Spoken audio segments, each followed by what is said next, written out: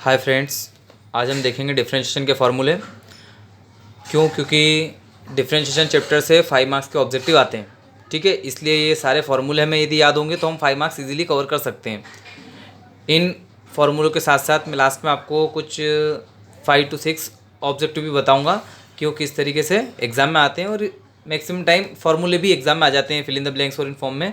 तो हमें ये फार्मूले समझना है। सबसे पहले हम देखते हैं हमारे पास फार्मूला क्या है। D by D x, x की पावर n+1 होता है और अपॉन में भी n+1 होता है। जब हम इसका डिफ्रेंशिएट करते हैं तो क्या आता है, एक्स की पावर n।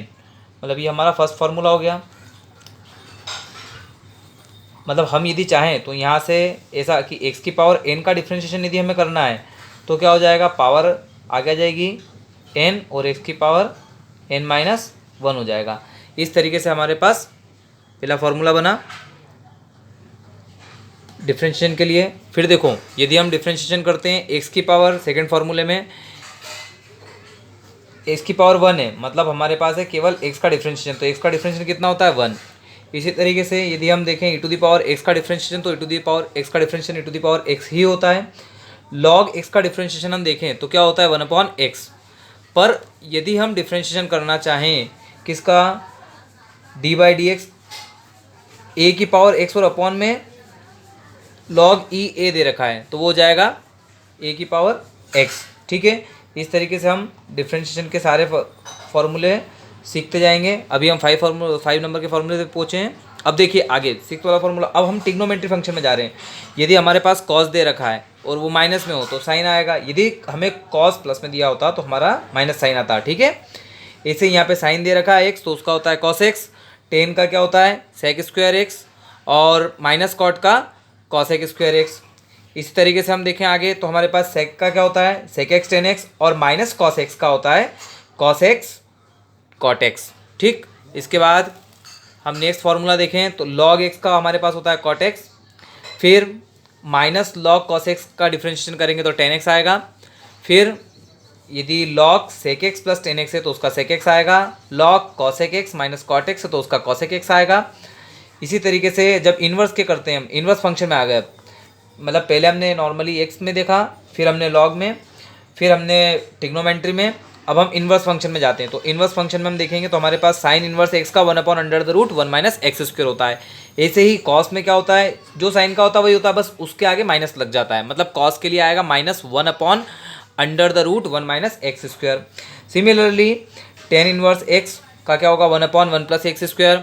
ऐसे ही कॉट इन्वर्स का, तो टेन का यहाँ पे प्लस था, कॉट में यहाँ पे माइनस हो गया है। ऐसे ही हम आगे चलते आते हैं, हमारे पास सेक के लिए 1/में x आ गया है और वही का वही x² - 1। तो सेम ये का यही हमारे पास कॉसेक में होता है, बट केवल माइनस आगे लग जाता है। इसी तरीके से यदि हमें साइन इन्वर्स x/a दे रखा है तो यहाँ पे हमारे पास 1/√a² - x² हो जाएगा, लास्ट वन। यदि हमारे पास कॉस इन्वर्स x/a दे रखा है तो उसका -1/√x² बाद में आएगा, माइनस होगा a² में से। इस तरीके से हमने सारे डिफरेंशिएशन के फॉर्मूले देख लिए। और भी यदि कोई से फार्मूले बचते हैं तो आप उन्हें एक बार लर्न कर लीजिएगा। अब मैं आपके सामने कुछ ऑब्जेक्टिव बता रहा हूँ, ध्यान से देखिएगा, उन्हें लर्न कर लीजिएगा, स्क्रीनशॉट ले लीजिएगा उनका, और उन्हें कम्प्लीटली अच्छे से समझ लीजिएगा। जब हमें करना हो किसका, लॉग एक्स का, तब हमारे पास क्या हो जाएगा, पहले हम इस लॉग का करेंगे तो ये लॉग हमारा, ये लॉग के कारण हमारा जो बनेगा वो ये पूरा जाएगा अपॉन में, ठीक है। फिर इस लॉग के कारण सेकंड ये लॉग अपॉन में, और इस लॉग के कारण एक्स अपॉन में। मतलब लॉग एक्स का होता है 1/x log x log x, ठीक।